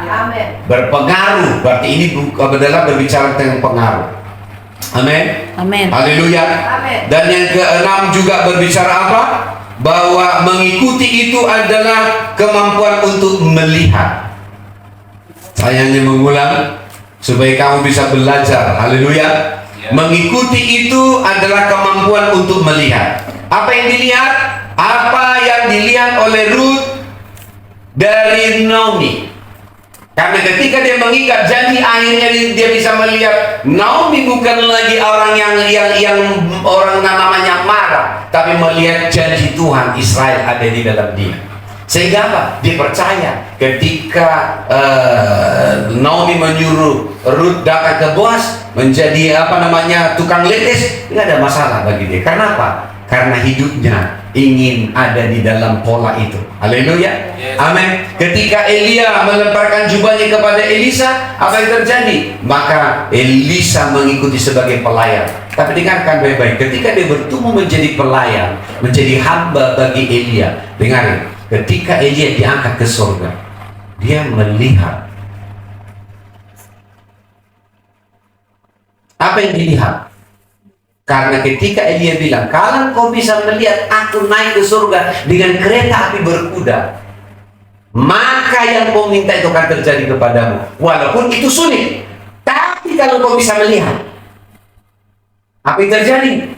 Begitu mereka berbicara sambil berjalan, tiba-tiba kereta api berkuda datang menyambar Elia naik ke surga. Apa yang dikatakan oleh Elisa?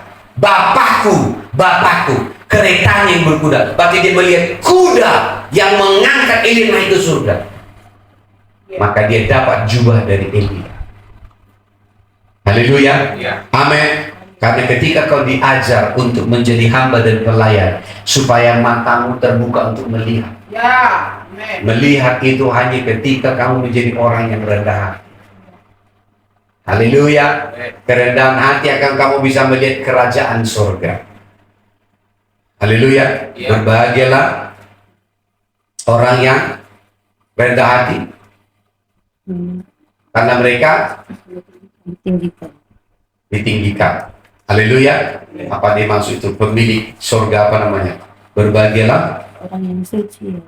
orang yang suci hatinya, betul. Haleluya. Berbahagialah orang yang suci hatinya, karena mereka akan Memiliki bumi. melihat kerajaan surga. Karena menjadi hamba dan pelayan itu akan membuat hatimu menjadi murni dan suci.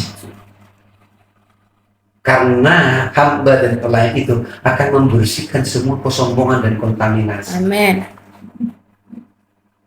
Jadi menjadi hamba dan pelayan itu akan membersihkan kontaminasi. Haleluya. Haleluya. Hanya orang yang suci hatinya yang akan bisa melihat, menjadi pemilik dari kerajaan itu sendiri. Haleluya. Ya. Haleluya. Memiliki bumi. Amin. Amin. Karena mereka yang akan memiliki bumi. Haleluya. Amin. Amin. Haleluya. Ya. Amin. Bisa mengerti di sini?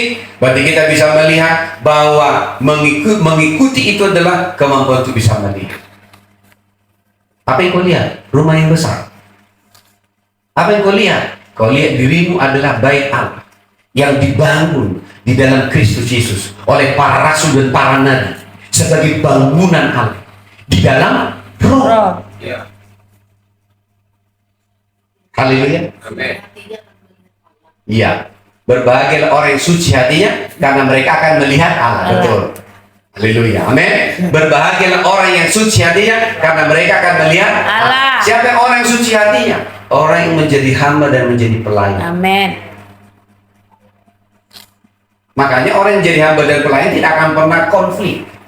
Tak akan pernah konflik. Konflik itu karena kesombongan. Siapa lu, siapa gue? Kok kau yang mengatur-ngatur saya? Itu kesombongan. Kok kau pula yang menyuruh saya? Kau kan bukan mamaku dan bukan bapakku. Nah, itu. Apa hubungannya? Halo? Halo? Saya akan berdiri terus untuk mengajar, karena saya tahu bahwa saya sedang menghancurkan spirit. Amin. Haleluya. Karena kemurnian dan kesucian hati itu ketika belajar untuk melayani. Makanya untuk kamu dan anak-anakmu untuk hidup dalam kerendahan hati, beri anakmu diajar untuk menjadi hamba dan pelayan.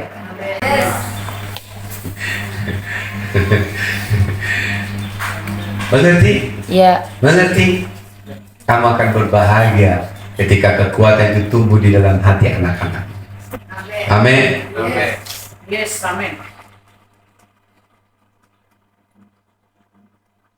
Berapa tadi? Berjalan mengikuti. Itu aja dulu. Berarti melihat. Haleluya. Memberi dengan real. Nah, itulah ikat janji. Kuasa ikat janji akan membawa kita kekuatan untuk bisa mengikuti. Kenapa ikat janji itu adalah dari pihak Tuhan, bukan dari kita. Apa yang kita alami dengan ketika kita ikat janji, sama seperti Elisa, masih belum memulai, tapi ketika mengikuti menjadi pelayan dari Elia, apa yang terjadi? Dia bisa mengalami akselerasi. Berapa tahun Elisa mengikuti Elia? 13 tahun. Haleluya. Haleluya. Berapa tahun Ruth juga berjalan bersama dengan Naomi, juga sekitar 13 tahun untuk dia bisa menerima janji itu. Haleluya. Amin. Haleluya. Berapa tahun dan Daud juga untuk bisa menjadi raja dan bisa memiliki pengurapan dari Samuel 25 tahun. Haleluya. Amin. Ya. Amin. Bagaimana pola pikir Paulus terjadi di dalam diri Saulus sehingga disebut menjadi Paulus? Dia membutuhkan 14 tahun. Halo? Ya. 14 tahun.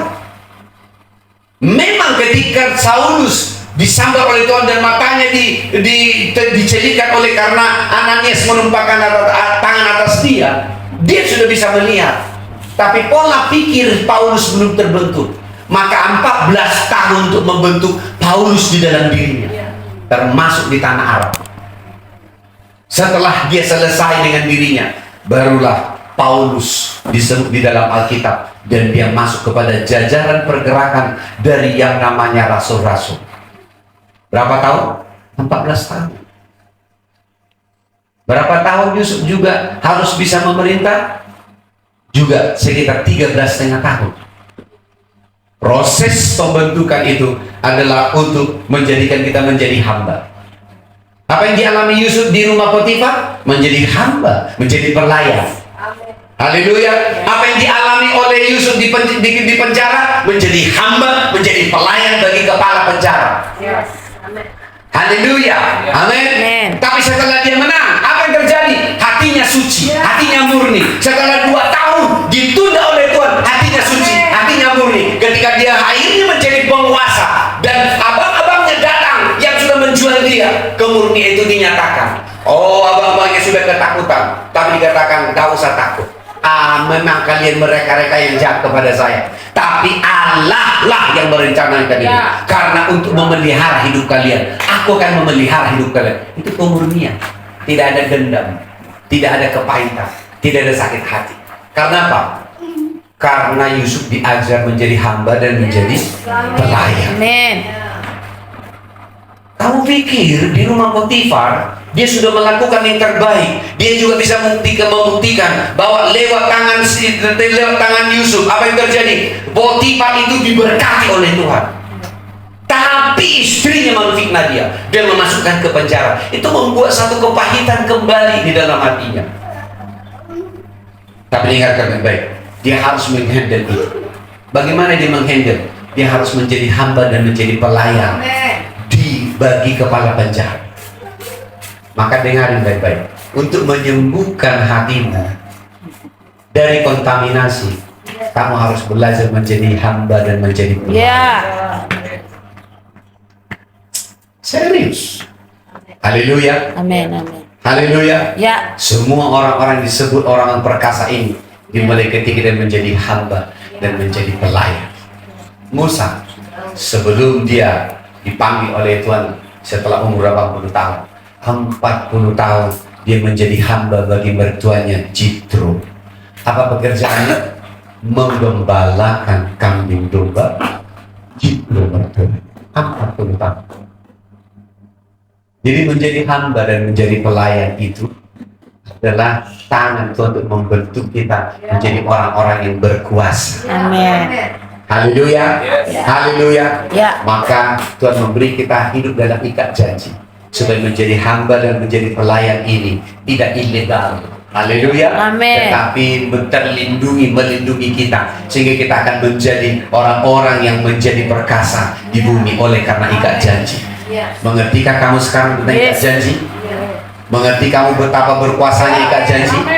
Haleluya. Amin. Haleluya. Ikat janji itu akan melindungimu ketika proses kamu dibentuk menjadi hamba dan pelayan untuk mengikuti Bapa rohanimu, maka itu akan melindungimu karena di sana ada perlindungan. Tapi jangan coba-coba kau menjadi hamba dan pelayan bagi singa. Kamu akan dihajar di sana dan kamu akan tinggal tulang. Karena tujuan singa hanya untuk membunuhmu, mencari dagingnya dari tulangmu. Tetapi ketika kamu menjadi hamba dan pelayan di dalam rumahnya, di dalam rumah yang besar itu, maka kamu akan boleh melihat berkuasa. Kamu akan buktikan ini.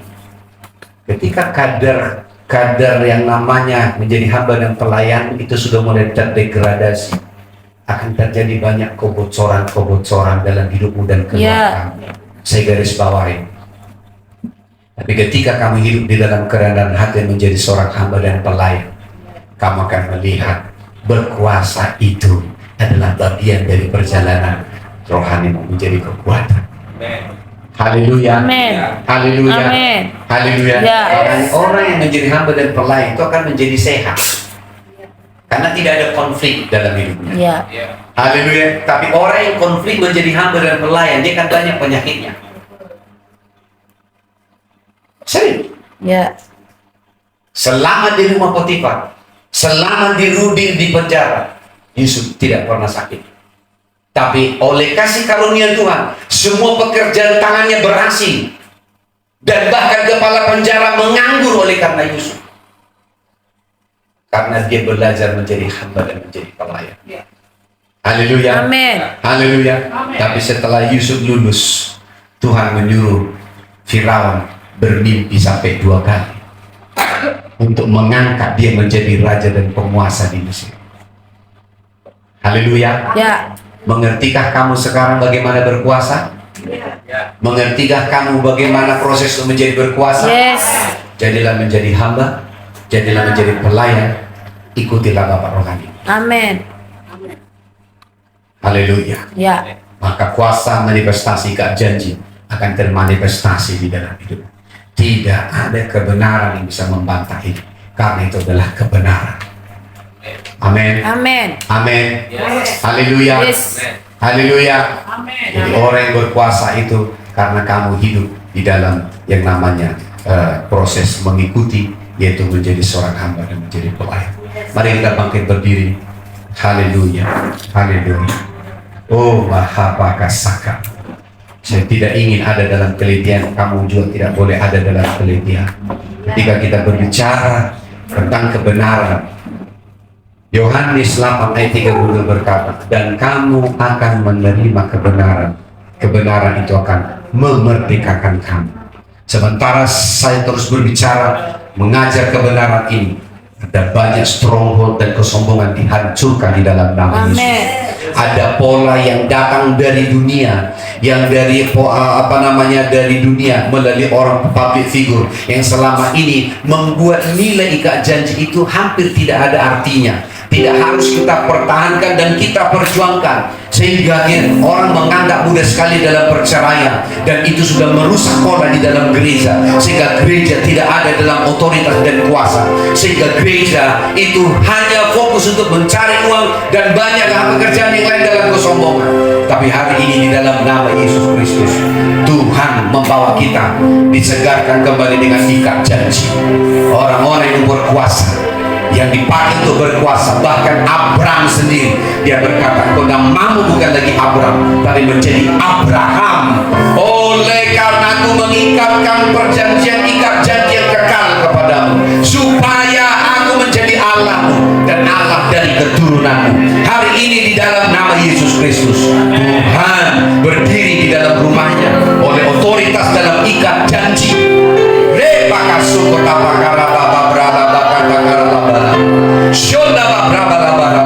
Sebab ikat janji ini adalah ikat janji untuk bangsa-bangsa, untuk bisa kita lihat membangkitkan raja-raja, orang-orang berkuasa, berdampak.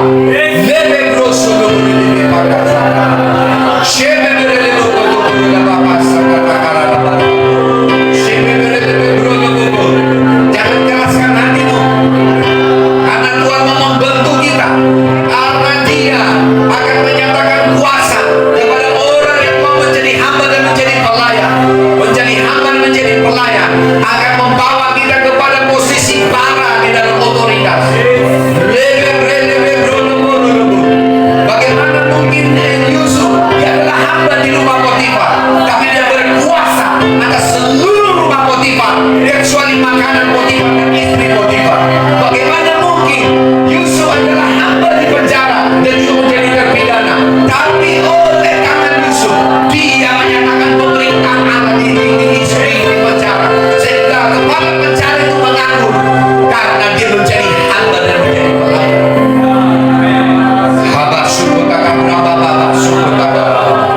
yang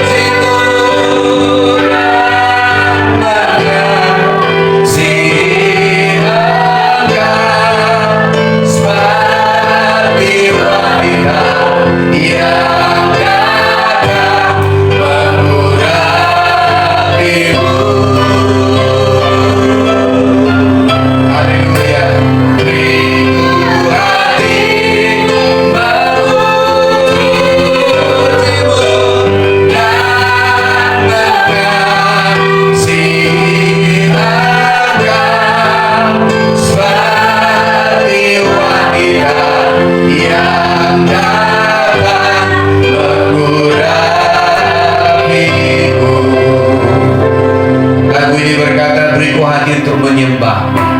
Tadi juga saya katakan bahwa penyembahan itu adalah seperti seorang anjing yang menjilati tuannya. Itulah penyembahan yang sesungguhnya. Kamu akan mengerti penyembahan ketika kita mau mengerti hati seorang hamba menjadi seorang pelayan. Maka saya percaya otoritas itu akan dinyatakan ketika kita selalu hidup di dalam hati hamba dan hati pelayan, memberi seluruh hidup kita. Tidak ada konflik, tidak ada konflik ketika proses itu kita untuk menyatakan bahwa kita adalah hamba dan menjadi pelayan. Dalam hati itu memberikan supaya kita belajar menjadi pelayan dan hamba dari orang yang diutus kepada kita. Karena Elisa menjadi pelayan dari Elia, Joshua menjadi pelayan dari Musa, Timotius menjadi pelayan dari Paulus. Karena ini adalah pola. Dunia tidak akan bisa mempraktikkan, tetapi orang-orang yang hidup dalam kebenaran, yang dalam ikat janji hidup dalam ini. Jadi ketika kau berkata beriku hati menyembah, datanglah, rendahkan hatimu. Haleluya. Beriku hati untuk menyembah. Beriku hati untuk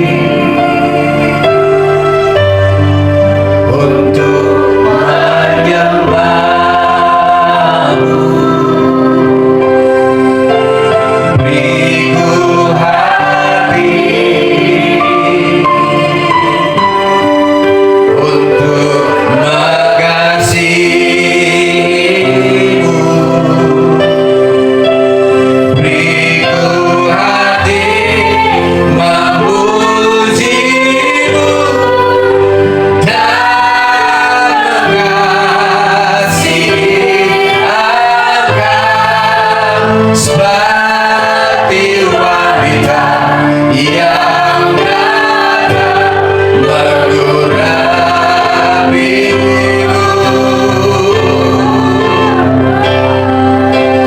Beriku hati memujimu dan mengasihi Engkau seperti wanita yang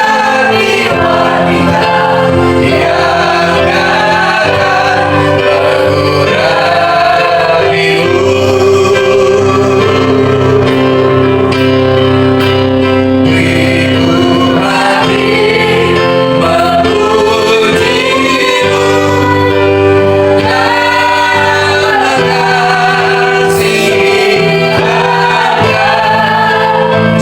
memujimu dan mengasihi Engkau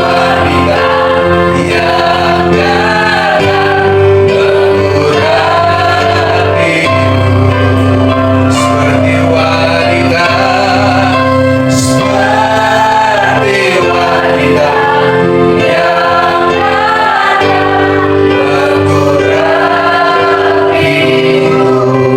Bapak, kami mengerti sekarang barang ketika kami mau menjadi hamba dan menjadi pelayan, mengikuti perjalanan dari Bapak rohani kami, orang yang kau utus.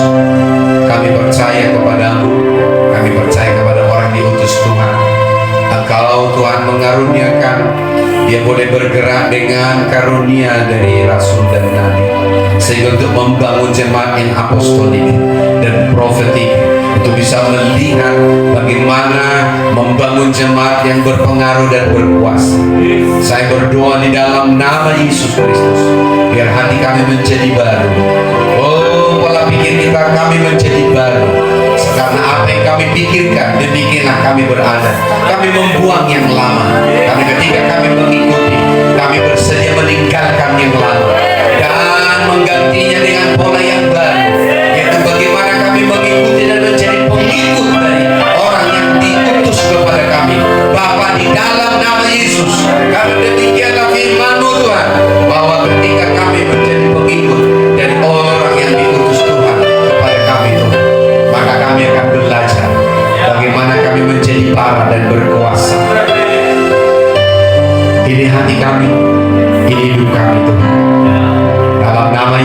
Kristus Tuhan, semua stronghold dihancurkan, semua kesombongan dirubah yang menentang pengenalan Tuhan. Kami menerima kebenaran, menghidupi kebenaran, memakan kebenaran sebagai makanan rohani, supaya kami hidup di dalam kekuatan, di dalam perjalanan rohani, di dalam nama Yesus, demi nama Yesus Kristus. Haleluya, haleluya, haleluya, haleluya, haleluya. Oh, haleluya, haleluya. Thank you Jesus. Terima kasih, terima kasih, terima kasih. Dalam nama Yesus Kristus kami berdoa dan kami bersyukur. Sama-sama kita katakan amin. Haleluya. Silakan duduk. Haleluya. Saya meminta kita setiap hari Rabu kita